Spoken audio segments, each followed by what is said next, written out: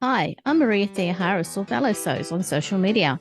Welcome back to Sober 50 podcast on Sew Organised Style. Grab a cuppa and relax with us. I begin today by acknowledging the traditional custodians of the land on which we record this podcast and pay respects to the elders past and present. Many thanks for the ongoing support from the Patreon community for Sew Organised Style podcast. Your ongoing support every month keeps me developing these podcasts so you and our listeners can hear from sewers from all walks of life. Thanks for joining us on Sober 50 podcast. Sober 50 intersects with all communities. We're a community that is so over ageism. The Sober 50 community is positively leading, being visible in the sewing community. Anna Bowron, or at Sew Spanner, is today's Sober 50 podcast guest. Thanks for inviting me into your home today, Anna. Thank you. It's nice to meet you, Maria. It's a pleasure to be here. As we both know, all of our sewing friends in the Northern Hemisphere, they're planning for their spring wardrobes. Yes. We live in the Southern Hemisphere. So the reason I asked you to come onto the podcast is for you to tell us about how you're planning your winter wardrobe right now. Great. If you knew me very well, you'd know I'm not the best planner in the world, but I have been thinking about my winter wardrobe a lot this year because I've just recently changed jobs from a very casual, artsy, bohemian type office to a much more formal, smart wear office. And I'm really enjoying the change, and therefore I really need some new clothes and need to get myself sorted so I'm not sewing my clothes, which will be ready by about December. That won't work for me at all. I need them to be ready in about the next couple of weeks as the rain and the wind pours into Wellington. This year I've decided to do things a bit differently. I've taken one piece of clothing that I made recently and really like and build a wardrobe around that, because normally I'd just go for all the pretty things like so many other sewists. But I made recently a pair of black Cass pants. They're a pattern by We Are the Fabric Store, as you know, a New Zealand brand, and they've started doing patterns. And I made these pants, which were slightly challenging to make, but are a really lovely, smart pair of pleated black twill pants. And I thought, well, I'm just going to start building my wardrobe around that. Patterned floral tops, maybe some nice merino polo tops. These are all in planning. They go really nicely with jackets, these pants, because they're quite high-waisted and fitted around the waist. I thought that's what I would try this year, and it seems to be working so far. And if people follow you on Instagram, they'll see that the black pants that you've started working around now has a beautiful jacket to go with it. That is correct. I entered the sewing challenge, So Recreate the Look 23. It was quite a struggle to get the jacket finished because it was a big learning curve for me. I had to look at every YouTube tutorial I could find on pockets and collars and what to interface and putting in shoulder pads, and I even had to do a narrow shoulder adjustment, which I hadn't tried before. It was a bit of a scrabble to finish it on the last day, and I didn't even manage to find the right colour buttons. I did enter, and I felt really pleased because it was a big step up for me. I know some people created the most incredible things that looked like they'd come off a catalogue. For me, it was still a huge step up, and I really enjoyed the challenge, and I'll hopefully do more sewing in that way, and that finding something that I really love and working towards making that happen rather than using the latest pattern that's come out. I found that really inspiring. When you talk to people online and you mention the word merino, do they get really excited? Because I find that. Merino is just so common here in New Zealand. I mean, I don't mean that in a horrible way, but we have a very cheap shop here called The Warehouse. They have racks and racks and racks of merino. It's not necessarily the best quality, beautiful merino from We Are the Fabric Store. We all wear merino, and so it's not quite as exciting as probably some people find it. It is definitely our national textile. Everyone wears it. Underlayers, overlayers. And I say you can get pretty cheap versions, or you can get most stunning, very high quality versions at very different price ranges. And in lots of colours as well, because I suspect that colour is something that you're using in your wardrobe planning. I know black pants are not the most exciting thing to start with, but black does go with everything. And even a white t-shirt, which is something I used this summer in the same sort of way as everything seemed to go with it. I'm hoping the black pants work in that respect. Yes, my very bright magenta jacket I made. I've just bought a beautiful fabric with a black background, a lovely dead stock with sort of orangey, browny, yellowy flowers on it. And I thought maybe a nice forest green merino would be great with the black. I found a piece of fabric at our recent Fabricabrac. We've had it in Australia, in Sydney, a couple of times, but that was pre-COVID. Yeah, we've started that again, and I volunteer as part of that as raising money for hospice. I have worked on that for a couple of years now, and it's a lovely way to catch up with all the sewing community, and you can donate fabric, you can buy fabric, it all sort of goes towards the same cause, and it's really great. But I did find a beautiful piece of wool in a navy and black herringbone, and I'm going to make a little skirt which will sort of fit into the black polar neck as well, and I just thought that would also go quite well in that little capsule. It's not really a capsule. I don't know why I use that word. It's far too sophisticated for me. Hopefully I can make them good parts of my wardrobe this year. I think you've got a good plan getting this wardrobe together. I'm quite surprised at myself this year, as I said. I've got to get down and actually sew it. Talk is very easy when you're a sewist. I mean, I enjoy sewing. We all enjoy sewing, don't we? So I will get down to it. I just need to keep the momentum going now that I've got the pants, got the jacket, and I'll just keep going. And you've actually got some specific timelines this year, don't you? I've got a very big, exciting trip planned for later in the year. It's not urgent, as in it's not imminent. In October, I'm going to France and England. I've got a very special 60th birthday to attend, my brother-in-law's, and we're going to a flash restaurant in a village in the south of France for his 60th, which is his kind of dream. Then we're going to the Rugby World Cup where I can wear all my black clothes, can't I? Because I've got to support the All Blacks. So part of my planning is to make a really nice going out dress, because I don't have very many winter going out dresses. It'll be October, just something sort of formal and sleek, and that's my intention anyway. Yeah, so that's just something else I'm thinking of as I work through my next few months of sewing. You've already had a go at making something really elegant for Wellington frock tails. I did. Well, that's a dress I made a couple of years ago, in actual fact, and it was a bit of a 70s tent dress, and it really didn't suit me. I'm quite short, and I just don't suit anything kind of oversized. I just get lost in it, and I think a lot of people probably find that, a lot of short people. And, those people who wear those beautiful sort of big drapey things, and they just look so elegant. I just look lost. I took about a foot each side out of that dress to make it a better fit. It's quite nice to wear now, and it's nice with a pair of black boots on an evening out. But I still need another nice dress for my trip to France. You need options. Yeah, I need options, exactly. What colours and fabrics are you focusing on? Yeah, I think I'm going to go black and forest green merinos. I think those will tie in beautifully.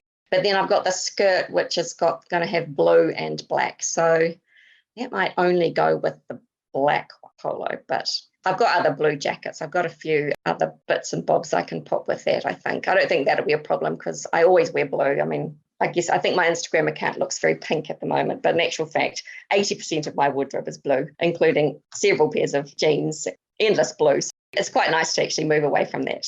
If I can find something to go with that, something else to go underneath that pink jacket. I did find a gorgeous double gauze the other day, which was from Miss Maud. She sells very lovely high quality fabrics, and I found a beautiful pink with a bit of a pattern. So that'll look amazing under that jacket if I can make that happen as well. How long have you been sewing for? I've been sewing all my life. Like a lot of our community, we all started when we were kids. I know it just amazes me when people say they've only been sewing for 3 years or something, because they just are amazing. They've obviously thrown themselves into it. But I learnt from my mum. She was a sewist, and she made a few clothes. I think she didn't make a lot of clothes for me. We probably didn't want them, me and my sister, but I, made them for the dolls. But I was lucky enough to go to a school. Sewing was actually a subject at school. So we had weekly or probably twice a week sewing classes. I remember the clothes I made, very 70s and 80s with gathered yokes and puffy sleeves. And to think that they're all back in now, I think I had a beautiful floral green, which I wore with a macrame belt. It was the absolute height of fashion back then. And you could probably wear that same dress now. It's a shame I haven't got it because I I think the fabric was really lovely, even from 40 years ago, 45. So I've been sewing all my life. And about 5 or 6 years ago, I got really back into it. And after about a year or so, I decided that I'd just stop buying clothes, that I really wanted to commit myself to making my own wardrobe. And I allow myself to buy knitwear, underwear. I buy thrifted clothes. I don't buy new clothes. I think this year I bought one $5 t-shirt, and last year I might have bought 2 things. But I absolutely love it. All my clothing has an emotional attachment to me as I wear them. I'm not saying the fit is perfect because I'm not a perfect sewist, but they're fabrics I love, and I remember making them and the effort I put into them, and I'm very forgiving of their flaws because I made them myself. I think that's a lovely thing, and I hate shopping. Well, I used to love shopping, but I'd spend a day in the shops and come home with nothing. My husband would go to me, "What were you doing? Why can't you find things?" And it was just like the fit, the color, the style, just nothing was working, and I just do not miss it at all. I never go into shops. I never go shopping at all if I can absolutely help it. And it's a great feeling and makes sewing even more precious. And when you're so emotionally attached to the clothes that you've made, you have to remember you're not a factory, but it's hard to let go of them too. I know. I find it very hard to give them away. Things that perhaps don't fit anymore, or things that are literally worn out, or things that just didn't quite work. I find them very hard to give away, actually. I kind of just have to go put it in the box for the thrift shop and just walk away and forget about it. Because if I go back through the box, they just keep coming back out. And I can't give them to friends because I always think, well, I know some people do give their sewing to friends, and I think that's amazing. But I always think, my friends won't like it, and they won't be able to say no, and they'll just sit in their wardrobe. If they said to me, I just love that, then I might say, it's yours. But I would never go to someone and say, hey, take this thing that I made and I don't really wear. That just doesn't seem right. How did you discover the Sober 50 community? I just love that community. It just amazes me. And feels so familiar, and it's been a real inspiration to me.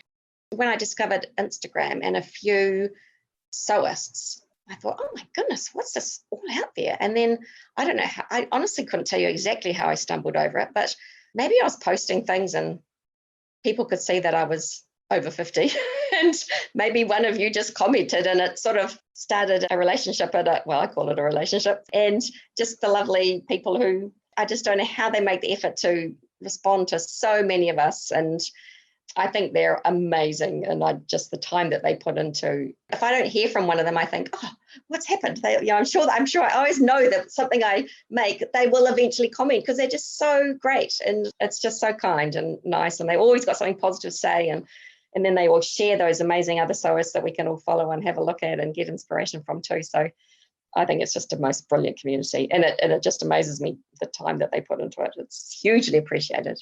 Not just the representation, but it's engaging. It's engaging everybody, that's right. And the little subjects they bring out, like maybe small details or colour, or the little subjects they use to teach us and engage us and show us the other sewists in the community. I think it's very clever, very good. So are there any pattern designers that you've seen that feature older sewists on their grid? I was just thinking about the patterns that I use. And I use a little bit of Burda Style magazine because I can get them for 50 cents down at the local library. I live about 5 minutes from a library, and I wander down there and try and find the latest Burda Style. The actual magazines themselves do quite regularly feature women of my age, not as a largest percentile, but certainly some of it. There's a New Zealand brand called the Sewing Revival. They just about always use at least middle-aged women, if not 50, then sort of 40s. They're very, very good at that. And of course, Merchant and Mills you can't go past that, and I really would love to go and visit their shop when I go on my England trip later in the year. I guess to go back to that, so Recreate the Look 23, I've been thinking about my sewing in terms of improving my sewing. That's something I really, really want to be able to do, is to improve all the time, and to be able to look at my clothes and go, oh yeah, that looks like something that is being professionally made, or if not professionally, then really well made, that no one would ever look at me and go, that's homemade. I honestly dread that. I know we all have to start somewhere, but I feel like I am past that, and I want to be past that. I really hope that I will just continue to increase my skills. That's really an important part of sewing for me now. And I guess I would like to be sewing less and sewing better, more intricate styles and details. And that's what's kind of exciting me about the next few years of sewing. Well, that's really good to know that you've got a plan ahead. That's right. I mean, I hardly ever make a t-shirt. I mean, it's useful, but it's not extending me. I do like to take a leap. And whether that be the type of fabric or the style, just getting that collar right, or the pockets, or just adding in those little details, which just elevate things so much. You look at those really great sewists, and those little details just make all the difference to what they're making. Their garments just pop. Yeah, that's right. Yeah. And it's imaginative and special, just makes them special. With your experience now of putting together your wardrobe, what advice would you give people who are planning their wardrobe sewing right now? I would say take one thing that you really love and work around that. I think that is what I'm going to keep trying to do.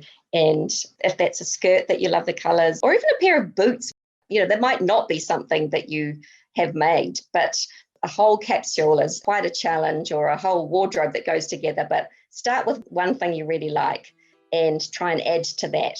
And you can go in all sorts of directions with it. And I think that's what I would recommend. Thank you for that advice. I don't know if it's advice or whether it's just hopeful thinking on my part. Thank you for coming onto the podcast and sharing those thoughts and what it is you're going to be doing later in this year, and your love of sewing. Yeah, it's a pleasure to talk to you, Maria. Thanks so much. And yeah, I appreciate it. It's very nice to talk to you. It's lovely meeting you, Anne. Thank you. Okay. This episode for Sober 50 podcast on Sew Organised Style was produced by me, Maria Theoharis, with permission of Anna, sound by bensound.com. If you want to provide a guest post for Sober 50, make sure you direct message Judith and Sandy at Sober 50.